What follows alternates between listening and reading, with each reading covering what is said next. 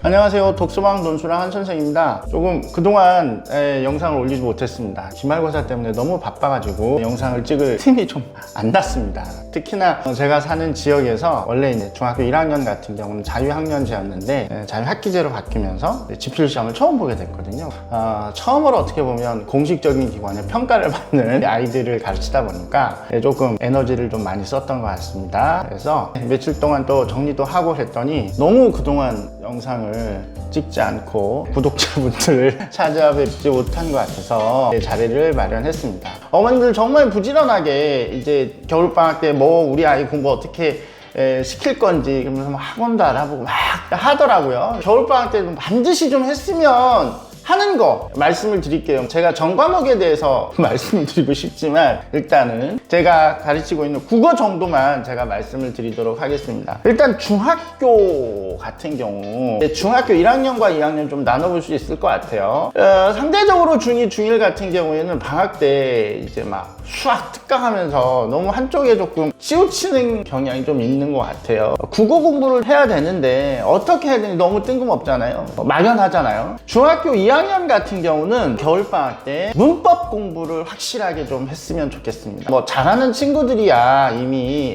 학교 문법하고 뭐 학원 다니는 친구들 같은 게 학원에서 문법 정리를 할 텐데 혼자 공부하는 친구들 같은 경우에 문법 공부를 반드시 이 겨울방학 때 해 놓아야 프로의 문법 과정을 잘 흡수할 수 있고 그 다음에 이제 고등 가서 할 문법에 어떻게 보면 기초를 탄탄히 할 수 있는 거거든요. 그래서 지금까지 우리 아이들이 중학교 1학년 과정, 중학교 2학년 과정에서 배운 문법이 크게 두 가지가 있어요. 하나는 품사고 그다음 중학교 1학년 때 배웠죠. 그 다음에 중학교 2학년 때 올바른 발음과 맞춤법 해가지고 그 파트를 배웠는데 1학년 과정에서 배운 품사를 중학교 1학년 때 시험을 보지 않았기 때문에 중학교 1학년 때 배운 품사를 모르는 친구들이 되게 많아요. 근데 이게 중3 때 우리가 이제 문장 성분을 배우거든요. 문법에서. 근데 문장 성분은 품사를 모르면 문장 성분을 이해할 수가 없어요. 지금 내 자녀가 중학교 2학년인데 국어를 못한다. 특히 문법을 못한다. 그러면 2학년 때 문법이 아니라 1학년 때 품사 공부를 다시 한번 겨울방학 때 완벽하게 수행을 해놔야 됩니다. 왜냐면 이제 문법책, 품사만 따로 나와 있는 책은 없으니까. 그래서 품사와 함께 문법책 통해서 문장 성분까지 이렇게 쭉 하면 복습도 되고 예습도 되고. 그래야 내년에 여름방학 이후에 이제 보통 우리가 예비일 고5일 과정이라고 해서 막 고등 국어 학원에서 막 시작하거든요. 내가 거기에 들어갔을 때 그 과정을 무리 없이 재미있게 따라갈 수 있다. 중학교 2학년은 최우선적으로 문법을 정리를 했으면 좋겠습니다. 선생님 문법책은 뭘 보나요? 제가 이미 이전 영상에서 문법책 리뷰를 좀 했어요. 그거 중에서 하나 골라서 보시면 될 것 같습니다. 그 다음에 중학교 1학년. 중학교 1학년 같은 경우는 아이들이 이번에 이제 약간 뭐 초등 때 배웠던 시와는 다른 시, 초등 때 배웠던 소설과는 다른 어떤 유의 소설을 배웠거든요. 그냥 초등 때는 읽었다면 중등 때는 거기에 이제 문학 개념들을 엮어서 문학 작품을 통해서 개념들을 배웠거든요. 저는 중학교 1학년 겨울방학 때는 문학 공부에 좀 신경을 썼으면 좋겠습니다. 문학 공부는 어떻게 해야 되느냐? 읽어야죠.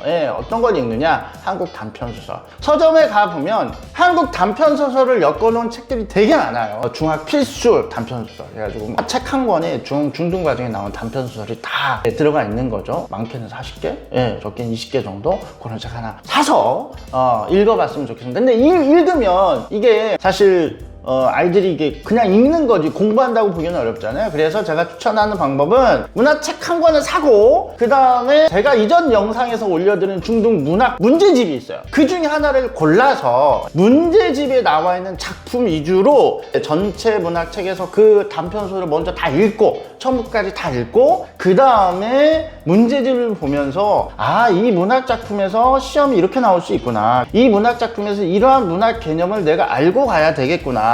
왜냐하면 결국 책만 읽으면 그런 부분을 캐치하기 힘들잖아요. 그래서 그 두 가지를 한꺼번에 보면서 독서도 하고 국어 공부도 하고 그런 작업을 했으면 좋겠습니다. 국어 중학교 1학년 같은 경우는 문학책을 읽는데 문학책만 읽으면 아이들이 헛손질하는 경우가 있으니까 문학 문제집과 같이 엮어서 문학책으로는 처음부터 끝까지 독서 능력을 길러주고 문제집을 통해서 관련 문제를 풀면서 국어 공부, 국어 학습을 조금 했으면 좋겠다. 자, 이게 제가 말씀드리는 중등 과정에서의 방법이고요. 다음은 초등 겨울방학 나기에 대해서 말씀을 드릴 차례인데요. 초등은 뭐 가장 중요한 건 독서입니다. 독서. 초등 때 독서 하지 않으면 어차피 중고등 때는 어머니들도 그렇고 아이들도 그렇고 책 읽지 않거든요. 그러면 책과 영영 멀어지고, 사실 초등 때부터 이미 책에 손을 놨다 그러면 제가 봤을 때는 그런 친구들 같은 경우 국어 공부하는데 정말 애를 많이 먹습니다. 중등 내신부터 시작해서 빵꾸가 슬슬 나고, 중등 때 어찌어찌 해서 학원 다니면서 나름 외우라는 거 외워서 A 점수를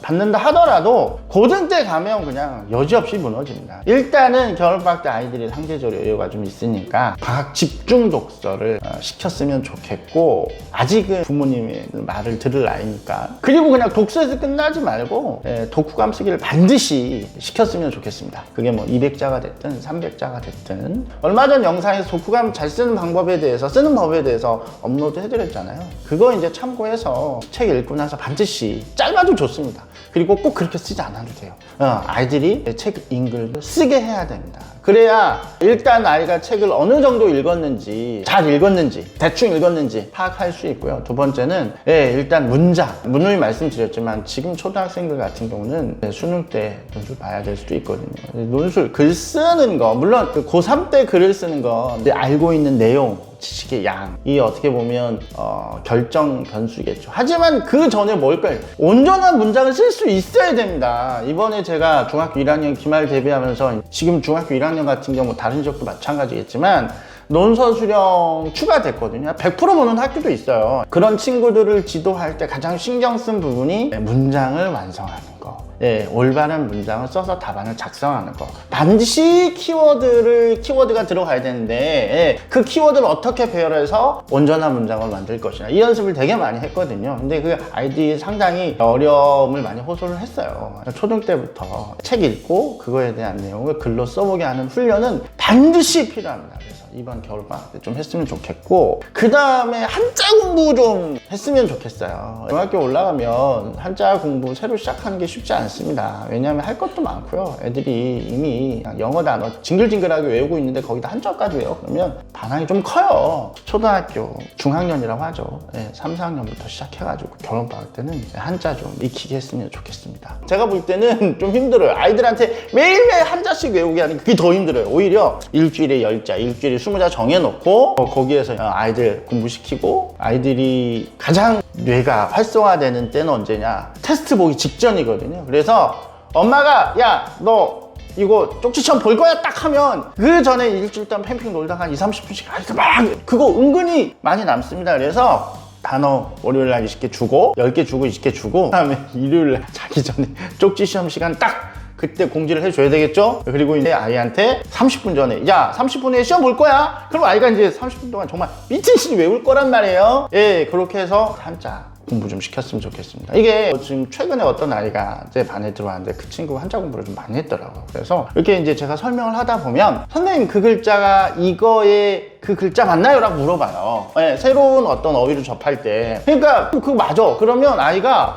다른 아이가 이해하는 속도를 훨씬 더 빠르게 새로운 어휘를 습득해 갈 수 있는 거죠. 한자어가 우리말의 70% 정도입니다. 한자어를 안다는 건 우리말을 안다는 거죠. 그래서 초등 때 놓치지 말고 한자어 시키셨으면 좋겠습니다. 서점에 가보시면 인력이라고 하죠. 그래서 여기에 보면 초등교과서 어휘 실력, 제가 얼마 전에 이제 책을 한 권 받았어요. CNA 본어 여성 원장 쓰신 책이라고 해서 제가 받았는데, 이거 봐주시면 좋고, 아니면 서점에 가면 이미 나와 있는 인력들 되게 많거든요. 초등교과서 어휘 365 해가지고 매일매일 단어 하나씩 실려 있어요. 하루에 한 개씩 외우면 부담 없고 되게 좋을 것 같지만 꾸준히 하는 거 되게 힘들어요. 우리 책 읽기 쉽게 넘겨가면서 쭉 읽는 거 괜찮을 것 같아요. 오히려 이 책 한 권을 1년에 하루에 한 자씩 1년 동안 보면 그거 얼마나 지루합니까? 그렇죠? 겨울방학 때 이런 어휘 인력 같은 거 딱 사가지고 아이들과 같이 넘겨가면서 되게 간단하게 어휘도 알 수 있고 개념도 알 수 있는 그런 책인 것 같습니다. 겨울방학 정말 중요하죠. 길고 알차게 겨울방학 계획 세워서 보냈으면 좋겠습니다. 더 많은 책 내용, 더 많은 입시 뉴스, 그 다음에 아이들과 관련된 에피소드들 통해서 아이들